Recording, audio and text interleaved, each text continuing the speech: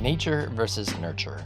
The debate on whether it was in your DNA to be a tree-loving granola muncher, or whether you were stumbling upon John Denver and Joni Mitchell as a kid, may have constructed your hippie desires to be one with the Rocky Mountains. But the nurture part of the debate, the idea that environmental factors can bias or influence perceptions and beliefs, can be a very powerful force that entrenches one's thinking. If you think a Confederate flag only represents freedom from an oppressive government, without acknowledging its representation of racism, hate, and the freedom to own slaves, chances are you're a white bread from the South.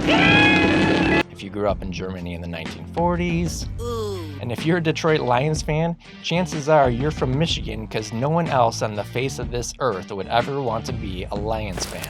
The environment we grow up in can shape our views and cause us to accept situations that might actually be really bad. We have education and healthcare costs through the roof, infrastructure and climate change hurting our health and the economy, all of these issues that require insane amounts of money to remedy, yet we allow people to be worth hundreds of millions and billions of dollars. We are saying, sorry Serena, we couldn't afford your life-saving surgery because 90-year-old Captain Kirk wanted to see what Earth looked like from space for a few seconds. So why do we accept these bad scenarios? We are conditioned to believe that something is okay or acceptable when that thing is complied with by society. We've always had extreme wealth inequality, that's just how it's always been. Nobody's doing anything about it, so what's the big fucking deal? Remember how we used to think this way about things like, well, slavery, suffrage, weed? Well, now it's economic inequality, and acceptance with the societal norm is reinforced by people, especially politicians, that will tell you that this is what's best for our country,